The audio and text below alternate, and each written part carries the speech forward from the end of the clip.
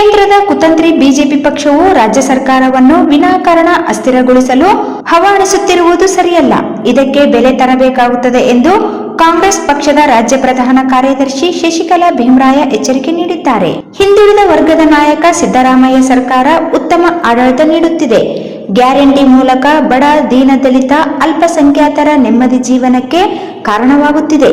ಇದನ್ನು ಸಹಿಸದ ಬಿಜೆಪಿ ಪಿತೂರಿ ಒಕ್ಕೂಟ ಕೈಗೊಂಬೆಯಂತಿರುವ ರಾಜ್ಯಪಾಲರನ್ನು ಬಳಸಿಕೊಂಡು ದಮ್ಮಿಲ್ಲದ ಪ್ರಕರಣದ ತನಿಖೆಗೆ ಆದೇಶ ಹೊರಡಿಸುವಂತ ನಾಟಕ ರಚಿಸಿದೆ. ಇದು ಫಲಿಸುವುದಿಲ್ಲ. ರಾಜ್ಯದ ಜನ ಸಿದ್ದರಾಮಯ್ಯ ಪರವಾಗಿದೆ. ಇನ್ನು ರಾಜ್ಯಪಾಲರ ಆದೇಶದ ವಿರುದ್ಧ ಕಾನೂನು ಹೋರಾಟಕ್ಕೆ ಅವಕಾಶವಿದೆ. ಬಿಜೆಪಿ ಕುತಂತ್ರಗಳಿಗೆ ಸೋಲು ಖಚಿತವೆಂದು ಎಚ್ಚರಿಕೆ ನೀಡಿದ್ದಾರೆ. ಬಿಜೆಪಿ ಇದೇ ರೀತಿ ಆಗಿನ ಹಿಂದುಳಿದ ನಾಯಕ ದೇವರಾಜ್ ಅರಸು ಸರ್ಕಾರ ಬೀಳಿಸಿದ ಅಪಕೀರ್ತಿ, ಕೆಟ್ಟ ಇತಿಹಾಸ ಇವರ ಬೆನ್ನಿಗಿದೆ. ಅದು ಈ ಸಲ ಫಲಿಸುವುದಿಲ್ಲ ಎಂದು ತಿಳಿಸಿದ್ದಾರೆ.